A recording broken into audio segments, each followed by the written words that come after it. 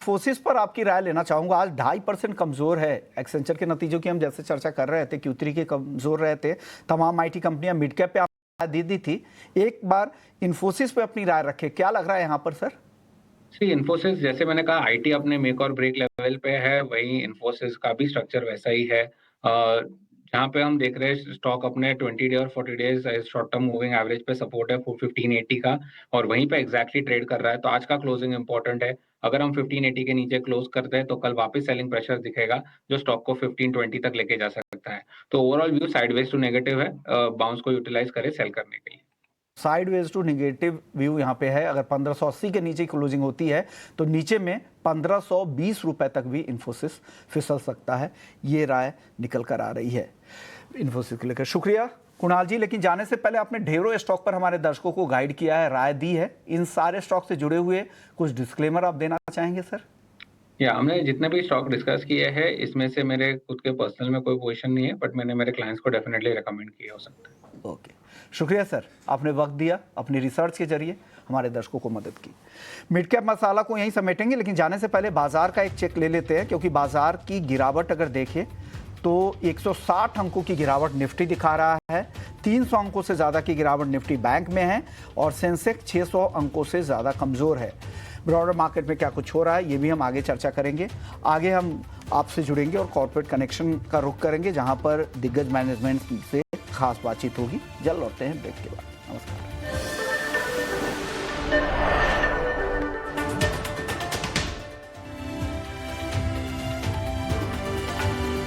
Champion का, चलिए आगे बढ़ते हैं और शुरुआत कर लेते हैं ऑप्शंस के चैंपियन का।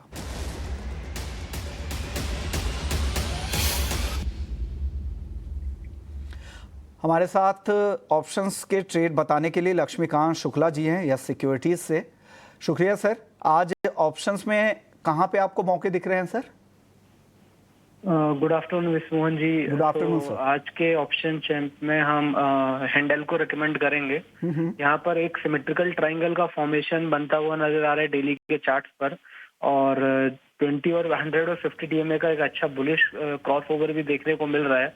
वहीं से यहाँ पर एक शॉर्ट टर्म रिबाउंड आता हुआ दिखाई दे रहा है इस स्टॉक में। हालांकि सिमेट्रिकल ट्रायंगल का ब्रेकआउट आया नहीं है, बट मुझे लगता है कि अगर एक बार 671 के ऊपर क्लोजिंग होती है तो हमें अच्छे खासे अपसाइड के मोमेंटम देखने को मिल सकते हैं। बट करंट लेवल पे रिस्क रिवॉर्ड रेशियो फेवरेबल है, इसीलिए इसमें बाइंग अपॉर्चुनिटी, बाइंग रिकमेंडेशन दिया जा रहा है। तो हमें यहाँ पर 5 to 7 रुपीज के बीच में 660 का कॉल ऑप्शन बाय करके चलना है हिंडल्को में। जो अपसाइड के टारगेट निकल कर आ रहे हैं वो आ रहे हैं 16 रुपीज के, और 1 रुपीज का स्टॉप लॉस लेकर चलना है यहाँ पर।